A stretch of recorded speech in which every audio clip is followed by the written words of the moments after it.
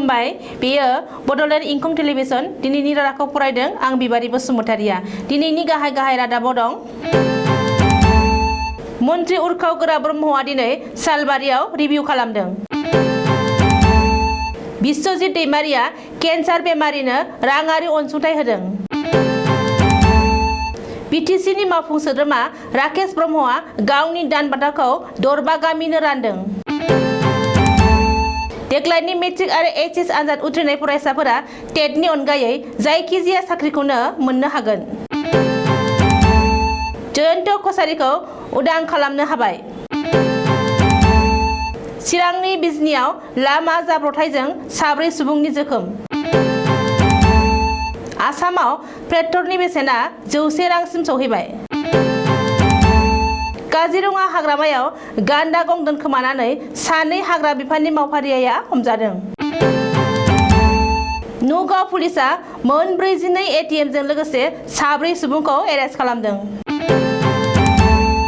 कर'ना protocol सिफायग्राफोरनिफ्राय Lakhimpur पुलिसआ सानथामाव गासै 2.25 लाख रां जुरिमाना फोनांदों। फिलिपिन्सआव गिख्रंथाव उरां जाब्रबथायाव 17 जवाननि जिउ खहा। दानिया दङ आबुं रादाब।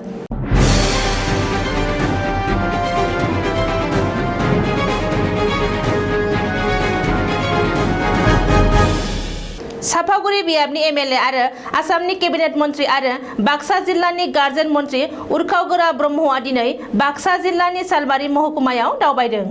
बाक्सा जिल्लानि सालबारि महकुमायाव दावबायहैना जौगाथायारि बिथांखि मावफुंनायखौ नायबिजिरहोयो आरो रिभिउ खालामो होननानै गार्जेन मन्त्रि उर्खाव गोरा ब्रह्मआ गावनि फेसबुक पेजआव फोसावदों। बाक्सा जिल्लानि गार्जेन मन्त्रि उर्खाव गोरा ब्रह्मआ फोरमायनाय बादिब्ला बिथाङा दिनै सालबारि महकुमानि बेन्दोङाव थानाय साउदुरपिटा मिनि पिएच, सालबारि साब डिभिजन सेन्टार, सालबारि मडेल हस्पिटाल, सालबारि कलेज, सालबारि महकुमा बेंगिरि मावख'आव दावबायहैयो। बे दावबायनायाव मन्त्रि बिथाङा सोरखारि मावख'गिरिफोरजों लोगोसे ओनसोलनि रायजो राजाफोरखौ लोगो हमनो आरो आथिखाल थासारिनि बागै नायबिजिरना खौरां लाहैयो।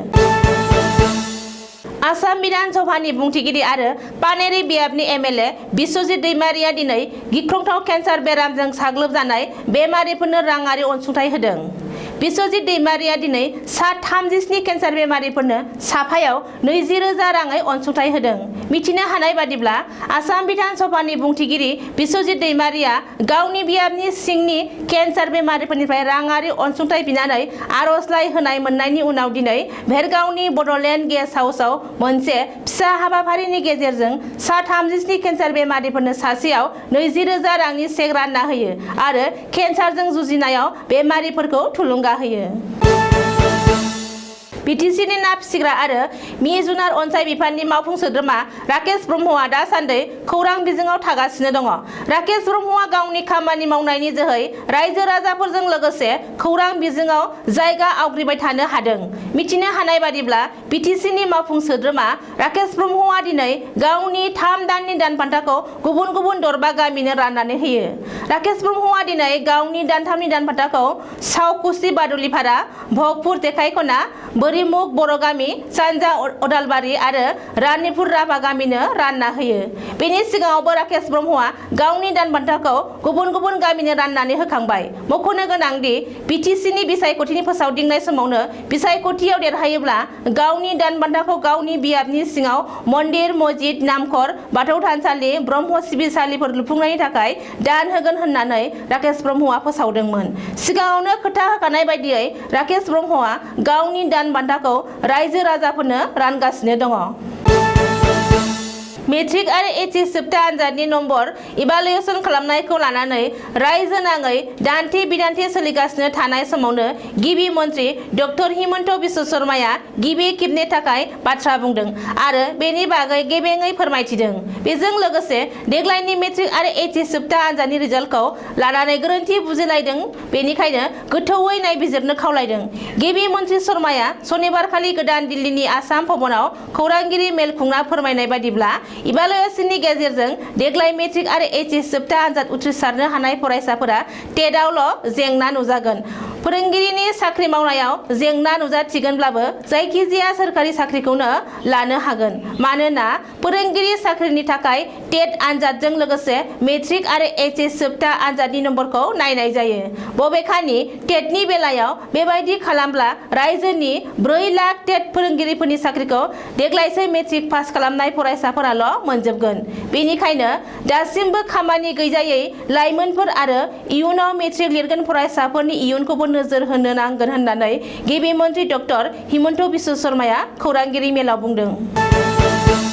बिटिसिनि बारगाव मावफुं सोद्रोमा गणेश कछारीनि फंबाय आरो आसाम विधान सभानि बुंथिगिरि बिश्वजित दैमारिनि बिबोनां जयन्त कछारीखौ बोखांनो हाबाय।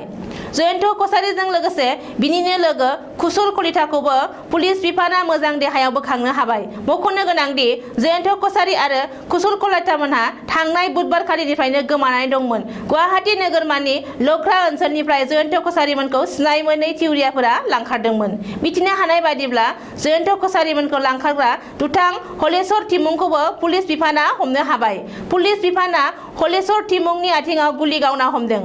बबेखानि बे लांखारनाय जाथायजों लोगोसे गार' उदखारि हानजा जिएनएलए नि आखाइ थानो हागौ होनना सन्देह खालामनाय जादोंमोन आरो बे जाथायनि सायाव पुलिस बिफाना गोख्रोङै नायबिजिरगासिनो दङ। चिरां जिल्लानि बिजनी बाथाबारियाव गोख्रों लामा जाब्रबथाय जादों। बर' बाजारनिफ्राय बिजनी फारसे फैबाय थानाय AS 26 CA 4620 नम्बरनि गंसे डाम्पार ट्राकआ बांद्राय गोख्रैयै फैनानै गंसे ई-रिक्सा एबा फिलफिलिखौ उनथिंनिफ्राय सौख्लायनायाव ई-रिक्सायाव गाखोबोनाय 4 सुबुङा गोब्राबै जोखोम जादों। जोखोम जानाय सुबुंफोरा फारियै सम्फा गयारी, रैमाली दैमारी, बिदि दैमारी आरो लिकेश गयारी होननानै मिथिहोदों। जोखोम जानाय सुबुंफोरा बयबो बर' बाजारनि आरो बिसोरखौ बिजनी भेटागाव CSC हस्पिटालाव थिसनबाय। जाथायनि सोमोन्दै खौरां मोननाय लोगो लोगोनो बिजनी थाना आरो बर' बाजार थानानिफ्राय फैनानै पुलिसा डाम्पार गारिखौ जब्द खालामफैयो आरो आथिखालाव बर' बाजार थानायाव डाम्पारखौ लानानै थांबाय। आसामाव पेट्रलनि बेसेना गोदान रेकर्ड सोरजिदों। आसामावबो गिबि खेबनि थाखाय पेट्रलनि बेसेना 100 रांसिम सौहैबाय। मिथिनो हानाय बादिब्ला आसामनि हाइलाकान्दि जिल्लायाव पेट्रलनि बेसेना लिटारफायाव 100 रां 18 फैसासिम दावखोबाय। हाइलाकान्दि जिल्लानि अनगायै रायजोनि मोनसेबो जिल्लायाव पेट्रलनि बेसेना 100 रां सौहैयाखै। अब्लाबो रायजोनि गासैबो जिल्लायावनो पेट्रलनि बेसेना 100 रांनि साखाथि फाखाथियाव दङ।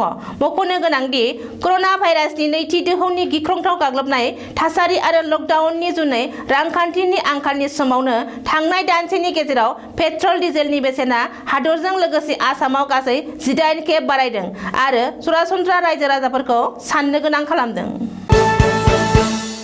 काजिरङा हादोरारि हाग्रामानि बगरी रेन्ज बेंखनाव थानाय कुसियामारी फरेस्ट बिटआव थैनाय गान्दानि गंखौ बिफानारि मावख'आव जमा होआजासे लाखोमानानै एबा दोनखोमानानै सानिया अरां आरो दिपेन कुमार नाथ मुंनि 2 हाग्रा बिफाननि मावफारियाया हमजादों। मख'नो गोनांदि हाग्रा बिफाननि काजिरङा मावख'निफ्राय फोरमायनाय बादिब्ला सानिया अरांआ कुसियामारी फरेस्ट बिटनि बिबानगिरिमोन आरो दिपेन कुमार नाथआ सासे हमगार्डमोन।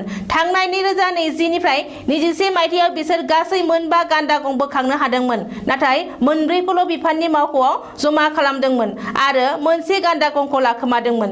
नोजोर होनो गोनांदि सानिया अरांआ साख्रिनिफ्राय आजिरा मोननो बोसोरसेल' दंसैमोन, नाथाय बांद्राय लुबैनानै आजिरा मोननायनि सिगांनो जोबथेसालिनि आलासि जानांबाय। नगाव जिल्ला पुलिसनि मोनसे पेट्रलिं हानजाया नतुन बाजार ओनसोलनिफ्राय गासै 42 ATMजों लोगोसे गासै 4 सुबुंखौ एरेस्ट खालामदों। हमजानाय सुबुंफोरा फारियै इमानुल हुसैन, हबिबुर रहमान, कामरुल इस्लाम आरो नामाजुद्दिन शरीफ होननानै पुलिसनि सुलुङाव मिथिहोदों। बेनि अनगायैबो AS 023363 नम्बरनि गंसे I-10 गारिबो पुलिसा जब्द खालामदों। हमजानाय बयबो सुबुङा बे गारिजोंनो फैदोंमोन। पुलिसा जेब्ला लामायाव गारिखौ हमथानानै सिग्रोमो अब्ला बै ATM कार्डखौ गारि सिंनिफ्राय मोनदोंमोन। आथिखालाव पुलिसा बेनि सायाव नायबिजिरगासिनो दङ मानोना बिसोर ATMनिफ्राय रां खावग्रा गेंबो जानो हागौ होननानै पुलिसा सन्देह खालामदों। आसाम सोरखारनि मिथिंगायारि अलखद सामलाय बिफाना आथिखालाव फोसावनाय कर'ना SOP एबा प्रट'कलखौ जायफोरा मानियाजासे नोगोर ओनसोलाव लामा सामा गोदाव सोरावनो एबा नांथारगौ खामानि गैयाजासे बेरायदोंमोन बिसोरनिफ्राय जरिमाना फोनांनानै सानथामनि गेजेराव लखिमपुर पुलिसा गासै 2.25 लाख रांनि सालान होनो हादों। मख'नो गोनांदि आसामनि माखासे जिल्लायाव दासिमबो कर'नानि गोहोमा गाज्रियैनो सोलिगासिनो दङ। बेखायनो जिल्ला बेंगिरि बिथोन बादियै पुलिसाबो सांग्रांथिनि थाखाय नोजोर होनो गोनां जादों। पुलिसनि सुलुङाव फोरमायनाय बादिब्ला गासै गं 300 गारिखौ FIR होआजासेनो सालान दाननाय जादोंमोन। फिलिपिन्सआव गिख्रंथाव उरां जाब्रबथाय जादों। बे जाब्रबथायाव गोबां सा रैखाथि जवानफोरा जिउ गोमायो होननानै मिथिनो हादों। फिलिपिन्सनि खोला बाहागोआव जादों बे उरां जाब्रबथाया। रिपर्ट बादिब्ला 92 सा रैखाथि जवानफोरखौ रोगानाय गंसे उरांआ रानवेनि समावनो बे गिख्रंथाव जाब्रबथायाव गोग्लैयो। बबेखानि बे खौरांखौ सुजुनाय समहालागै सा 17 जवानफोरनि गोथै सह'खौ बोखांनो हाबाय आरो सा 40 जवानफोरखौ गाहाम हालोदावनो बोखांनो हायो। जवानफोरखौ बोखांनाय खामानिया सोलिगासिनो दं होननानै सुलुङाव बुंदों। मख'नो गोनांदि बे जाब्रबथायाव आरोबाव गोबां सा रैखाथि जवानफोरा जिउ गोमानो हागौ होननानै सन्देह खालामदों। दिनैनि रादाबा एसेनोसै। गोजोन्थों।